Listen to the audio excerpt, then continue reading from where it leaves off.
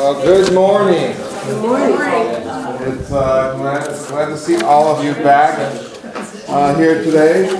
Is there anybody here who wasn't here last night? Okay. I just want to say that in case you didn't, we are recording this, so if you missed it, so I know there's some people who want to see this, so we got it recorded. So if you know anybody who, what we talked about last night, who maybe should be here, but just isn't ready to be here yet, you can tell them, hey, we got this on video, and we can get them a DVD so they can watch it maybe by themselves. Maybe they're not ready to be around people who do this, and maybe that'll start to get them to be able to talk about it and you know, get to, like you said, learn to live with it. Because we have to learn to live with it, and it's just where we are. And so it's available if you should need, you know somebody who might need this and that. So welcome. I see you guys all found the snacks. You know, I told Glenn that I would get the donuts because being a prior police officer, I knew where to get it. Yeah.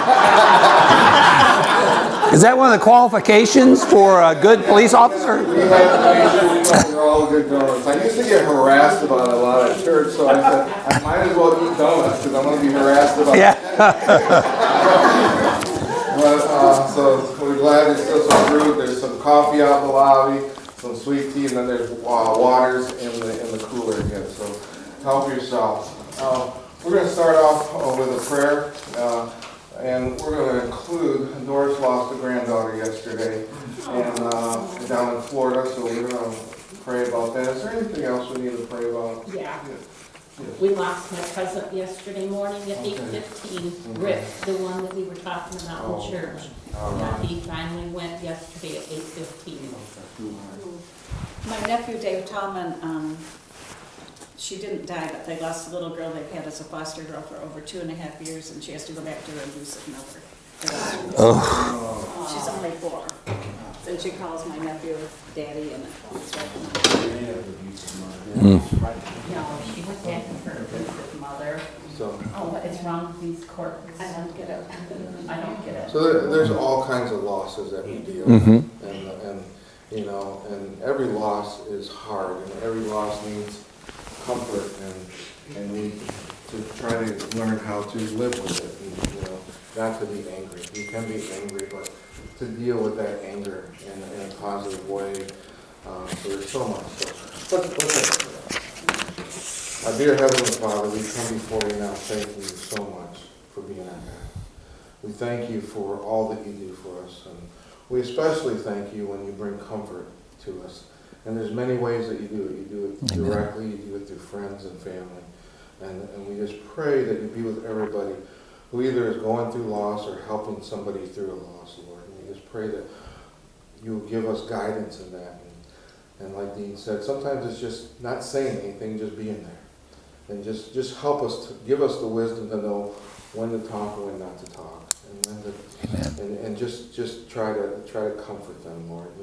We're dealing with losses today. Again, we're dealing with Doris's granddaughter who lost her life yesterday, with Rick, who lost his life, and then the loss of a child, not through death, but through separation. So we ask that you be with all those who are going through loss right now, especially these 3 right now, these 3 families, and we ask you to bring comfort to them. Put your arms around them and just give them some understanding, Lord, because we always ask that question, why? So Lord, just be with them and watch over them. Be with us here today as Dean brings us the second part of his lessons. We're so thankful for Dean. We ask continued blessing on his ministry here. We ask that you give him safe travels later today, and we're just so thankful to be here today, Lord. Bless everybody who's here. And it's through Christ's name that we pray. Amen. Amen.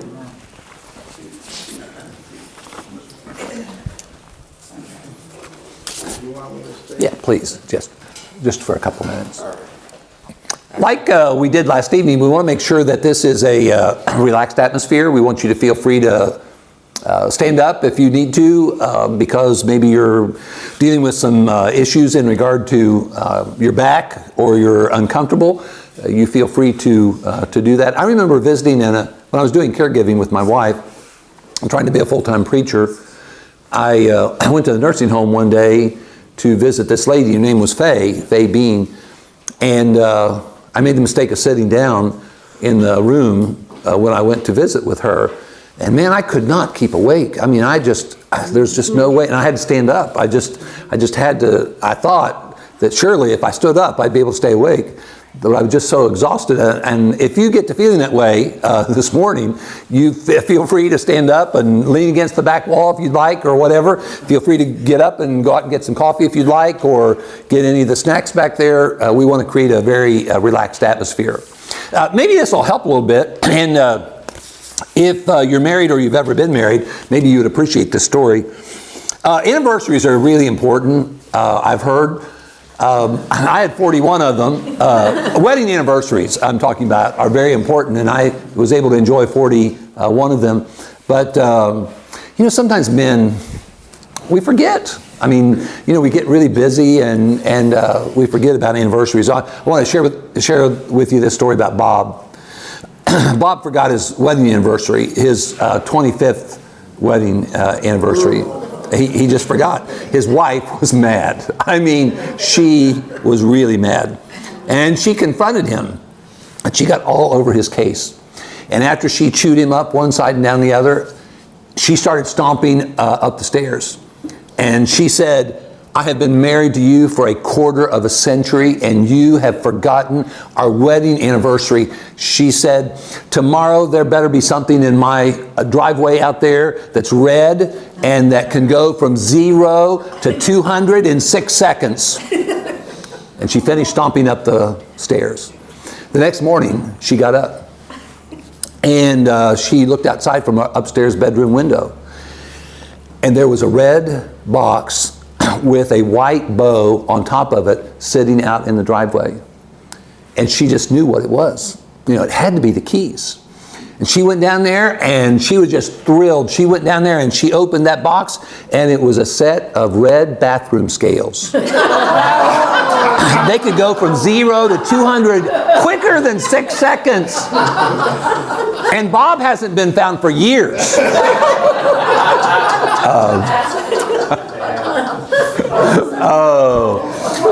Us men, I don't know how you women put up with us. I had a wife for 41 years and I have 3 daughters.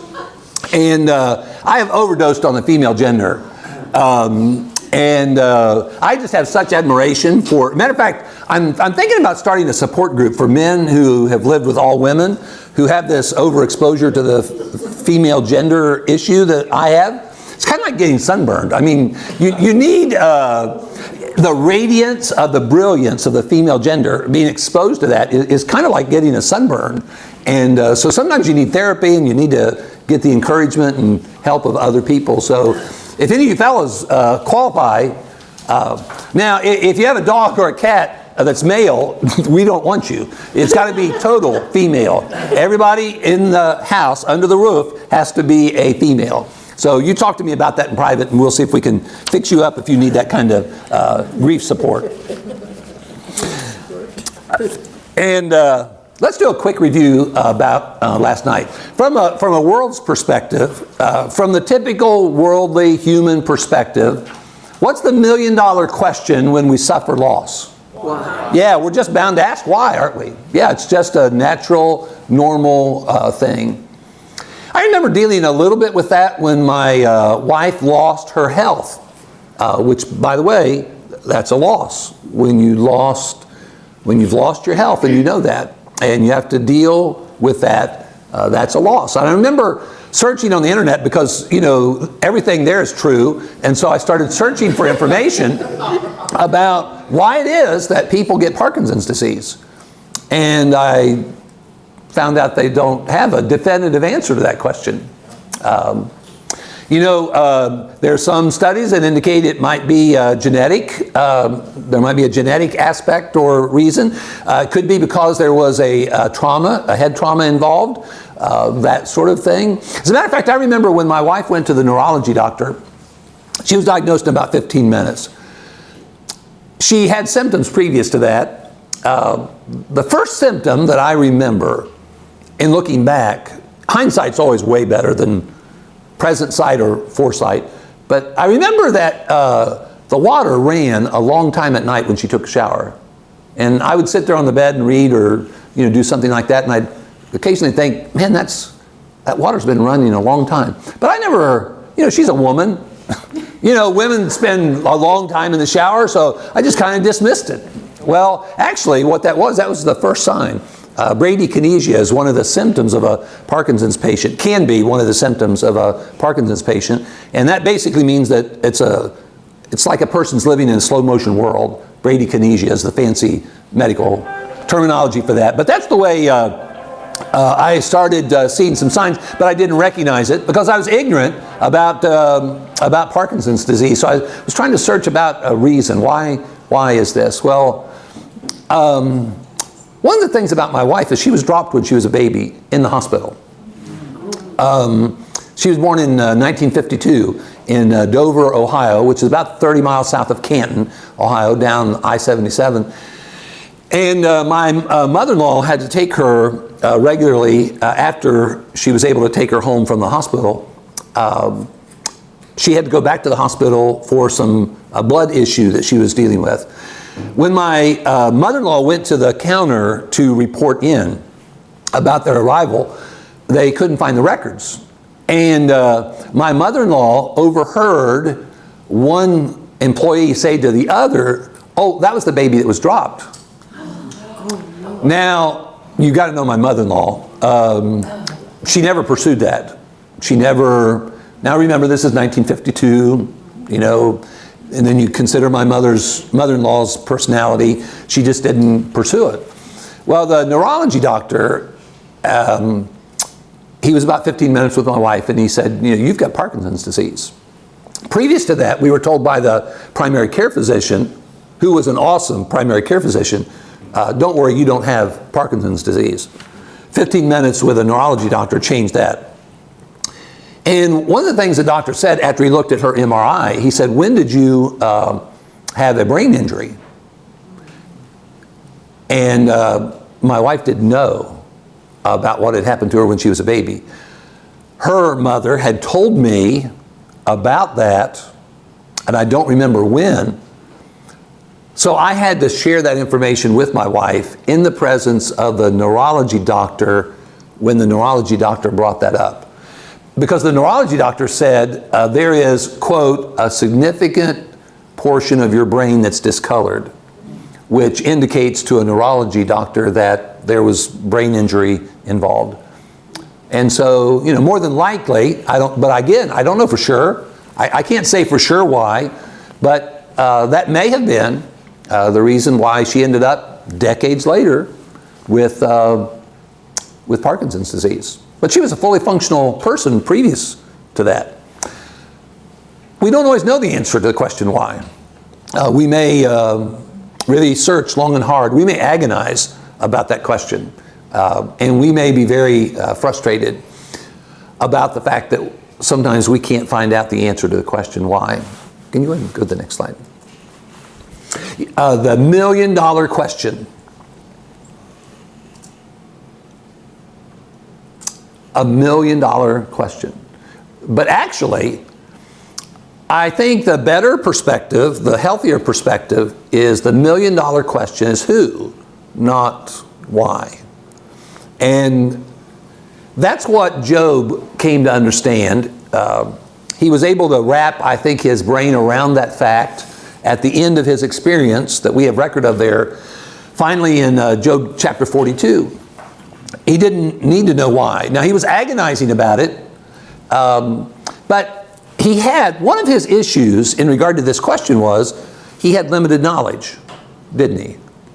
He didn't know about that issue between Satan and the Lord. He didn't have any information about that. He had limited knowledge. And you know what you and I have, and what we will always have, and what we've always had, is limited knowledge. We are all ignorant. It's just a matter of degree. Now, let me add to that, we're also all weird. We're just weird in different ways. That's just the way we human beings are. We just don't have exclusive, complete knowledge about anything. I mean, do you know everything about the Bible? The answer is no. Anybody who says they do that's an obvious indication they don't. It's an unfathomable amount of valuable information in the Bible. We're all ignorant, we're just ignorant of different things. So here we are, we're not only ignorant of a lot of things, which is very humbling, but in addition to that, we're also inexperienced. There are things that we have not experienced. Now, if we could put all of our knowledge together and all of our experience, somehow we could, collate all of that, wouldn't that be neat? But we still wouldn't have it all. We still wouldn't have all the knowledge and still wouldn't have all the experience.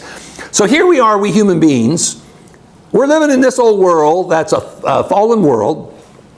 And we have limited knowledge and we have limited experience. And we're struggling with this huge question. Why? Why did this happen?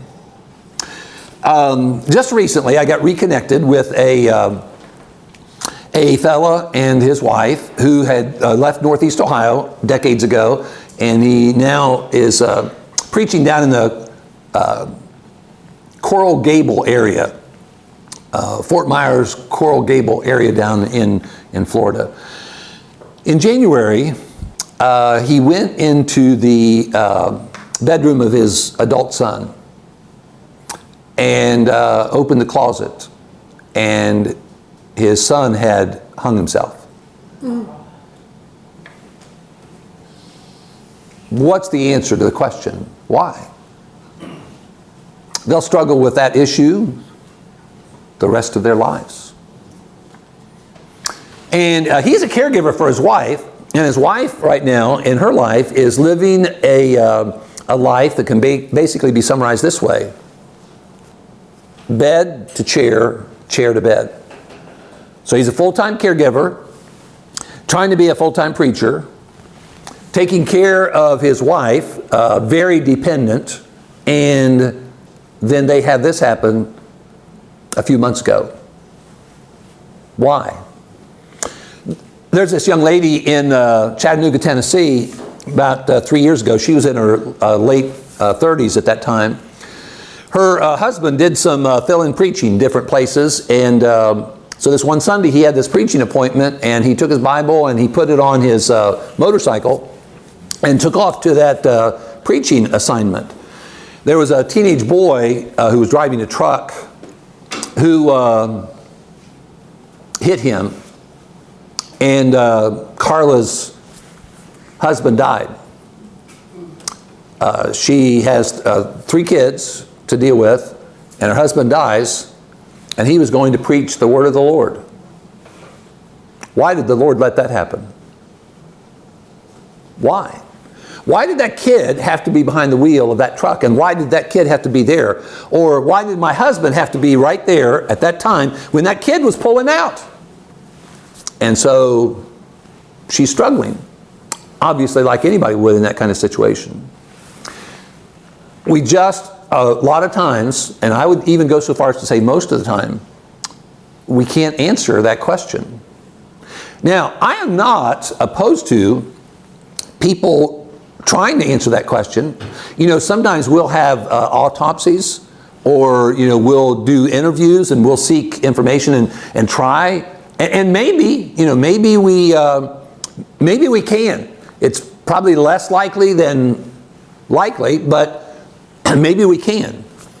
But let's say we find the answer to the question why. What do we still have to deal with? What has still happened? Yeah, there's still the loss. Whether you know the answer to the question why or not, you've still got to deal with the reality of the loss. And you've got to decide about your life after that loss. Boy, that was good. I caught that. Yeah. I should be a receiver for Michigan. But we've got to decide about what our life's going to be like after that loss. But the reality is we can't erase that.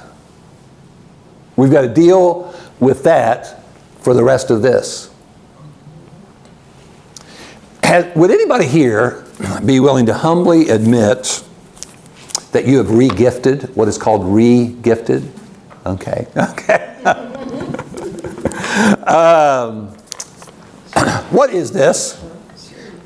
A gift. It's a gift. It's a gift. Okay, this is a gift. Okay, now, with a gift, there's a giver and there's a recipient.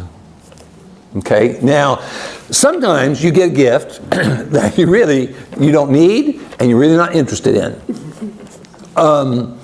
But what are you going to do with it? Well, you might stick it in the closet and just forget about it. And you know what? When you stick it in there, it won't take long, because we have these kind of brains, it won't take long that you will forget about it. And as a matter of fact, you may not think about it until you move. And you have to go in there and dig, and you find something that, oh, really? Yeah, I remember. That was the previous century when I got that gift. You can do that. You can take a gift and you can hide it, store it, and just totally forget about it. Another thing you can do is you can re-gift it. You can get rid of it. You can, and I mean, who's going to find out, really?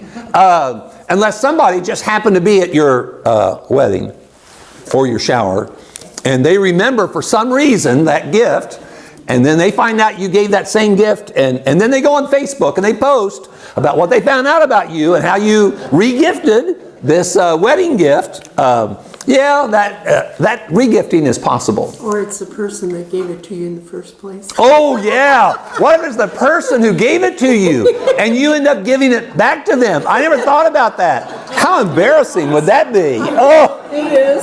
Oh. I've given something, donated something, my mother gave it back to me. It was my gift to begin with. Oh, yeah. So say that again. Listen to what she says. I worked for God's Helping Hands. I gave a vase. My mom gave it back to me. You gave a vase. Your mom gave it back to you. Yes. Oh.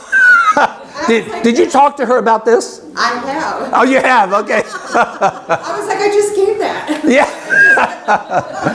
Oh. So I'm not letting that's never being returned. Yeah. Oh. Let me suggest that we look at this reality. Loss is a gift that life has given you that you don't want. I mean, who would? But in life, sometimes we're given gifts that we really don't want. But this gift that life has given you, you can't get rid of that. You can't store this one in the closet. And who in their right mind would want to give it to somebody else and have somebody else experience loss? Life is like that. Life sometimes gives us things that we absolutely, positively do not want. But we've got to decide about what are we going to do with this? Here's my recommendation, is how about if we take this gift that we can't get rid of and we use it somehow. Find some use for the gift. How can we use the gift?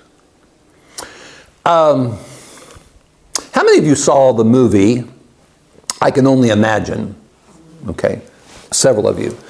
Great movie, great moral value to that movie. Here's this kid that grew up in a horrible family. I mean, super dysfunctional. And so bad that his mama left. And when his mama left, here the boy is left at home with a dad who's an alcoholic and abusive. And so this kid is living in this awful environment. And eventually, when he can, he leaves. Because, man, he just can't stand it. He's looking for the first open door opportunity, and he exits. And he gets this job setting up for groups that do concerts and sing. And it just so happens that this particular group that was having this concert, he was setting up the equipment for them, and their lead singer didn't show up for some reason. And he said, I can sing with you. And so that's what happens. He starts singing with these other guys. Well, they hit it off pretty good, and they get him a big honking bus, and they convert it into a traveling vehicle, kind of like the Partridge Family. If you're that old, you can remember back that far. And they just go do these little honky-tonk little things that they do with their limited concerts. And finally, they get a music agent to listen to their music and kind of become familiar with them as a group. And at one point, at the turning point of the movie, the agent, when this boy is so frustrated with the fact that it's not grown the way that he's wanted, and things haven't really been as successful as he has wanted, and he's really struggled. Now you got to remember, this is the same kid that lived in this highly dysfunctional family, and the agent, at one point after this concert, got in that boy's face and said, "Look, kid, you'll never really make it in this business. You'll never really be the success that you want to be until you take your pain and you make it your inspiration." And that's the beauty of that movie. That kid had a lot of pain in his life, a tremendous amount of pain in his life. And he couldn't get rid of it. He was having to live with that pain. And it was making him ineffective and not nearly as successful as he could have been. And that was the turning point in the movie. The kid went back home and reconnected with his father and grappled with, in his head and in his heart, about his past. And then what he did was he turned that pain, just like that agent told him. He took that pain of his, and what he did was he made that pain his inspiration. His lyrics were different then, because he took that pain, instead of just bottling up that pain, trying to store it and forget about it, he took that pain and he converted that pain into inspiration, and he put that into his lyrics, and he put that into his music, and he became extremely successful. Now, what I'd like to suggest is, why can't we do the same thing with loss? Take that loss, which has a lot of pain with it, and turn that pain into our inspiration. One of the mottos, there's 3 mottos of the Widowhood Workshop Ministry that I started, and one of those mottos is, don't waste your pain. By the way, that was pre-I Can Only Imagine movie. That was a thing that I saw in reading a lot of books about grief and reading a lot of books about widowhood. I came up with that terminology, don't waste your pain. I have a big banner. I have these 3 banners that each one of them have one of those mottos on it, and one of those mottos on that banner says, don't waste your pain. Your loss is a terrible pain, a very personal pain. And you can't get rid of it. You cannot get rid of that loss. That loss is a part of your history. Now, in our culture, we're trying to rewrite a lot of history. You probably have noticed on the news, maybe you've had some personal experience with this kind of thing. It's almost like we're trying to go back and rewrite history. Well, the history, the reality is the reality. And that loss is a part of your reality, and you can't erase that reality. So what can you do? Can you convert that reality, that loss, can you convert it into some value? Can you find some good in that? That's the reason why I started the Widowhood Workshop Ministry. I wanted to not waste my pain. And I wanted to try to use the experience that I have had as a caregiver for 8.5 years and the loss of my wife for the glory of God and to be a blessing to others. And you know what? Everybody can do that if you choose to. I'll tell you, one of the things that really motivated me was about 3 weeks after my wife passed away. She passed away on Christmas morning of 2013. It was about the middle point of January. A very cold January night in a house where there was nobody but me. And I experienced something that night that I'd never experienced before. Now, you've probably talked to yourself before. You know, we have a tendency to do that. Unless you respond to yourself, that's not a bad thing. But anyway, you know, have you ever talked to yourself and had no intention to do it? I was sitting there on the couch. I remember exactly where I was in the house. I'm the only one there. And I say orally out loud, what is wrong with me? I was falling apart, and I felt it. And what is wrong with me? And that really concerned me, that I was such a wreck. Because here I was, I'm a preacher. So I'm a Christian, and I'm a preacher. And another thing that caused me to have some concern about me was, if you were to go into my library, and I have a pretty extensive library, if you were to go into my library and separate all the books that are what you would call or categorize as topical books, I have more books on topics like dealing with the struggles of life, death and dying and grief than any other topics. I probably taught that kind of class in more different settings than any other topical class. When my wife died, I'd been with the same church for 32 years. During that 32-year period, I'd been with all those people prior to their loss, typically at their loss, and after their loss. You would think somebody who had that much experience with other people and also that much study invested into this kind of issue, that I wouldn't have been in the shape that I was. So I called the hospital where they had provided the hospice care for my wife. It's a Catholic hospital in Canton, Ohio. It's called Mercy Medical now. But I called them because I wanted to be a part of a support group.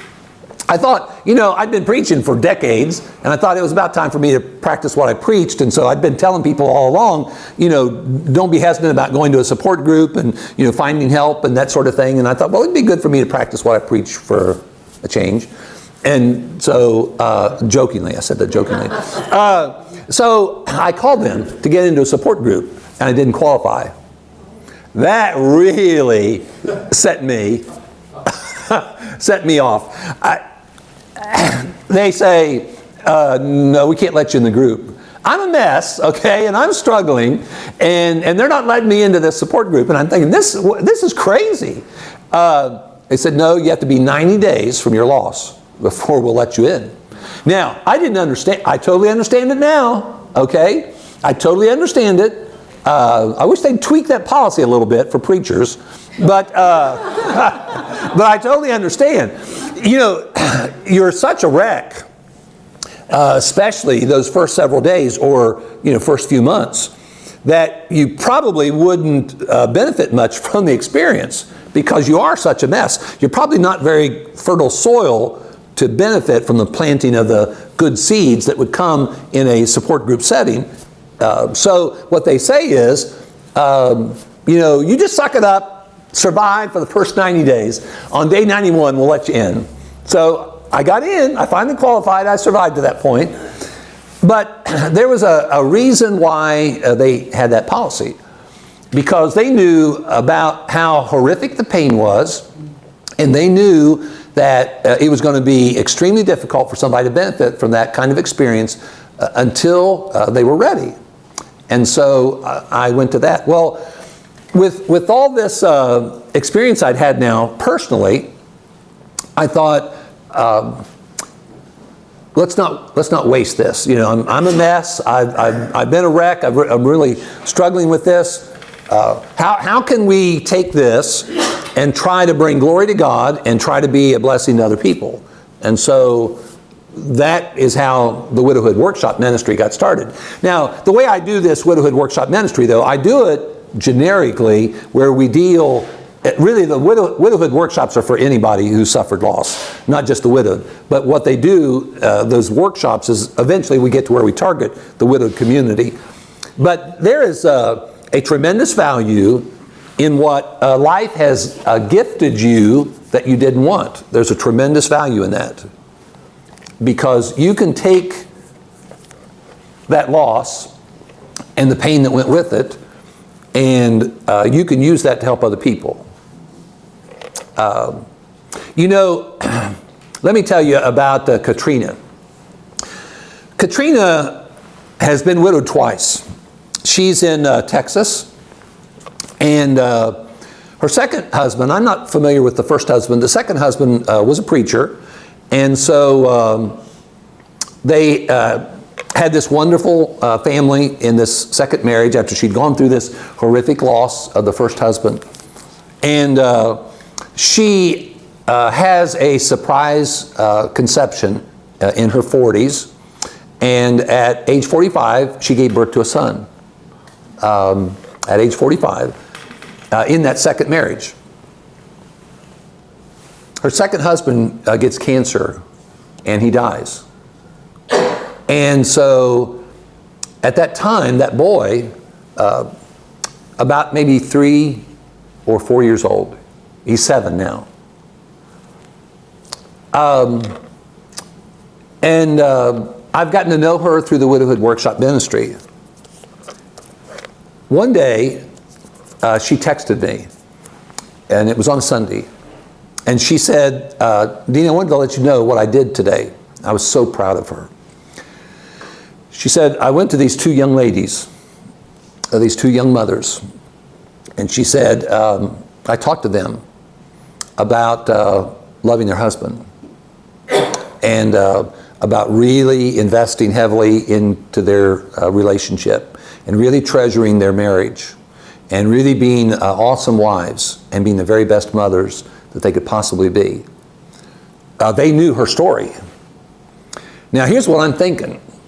That probably what Katrina did with those 2 young ladies was more beneficial than what any preacher in the pulpit probably preached in front of those 2 young ladies.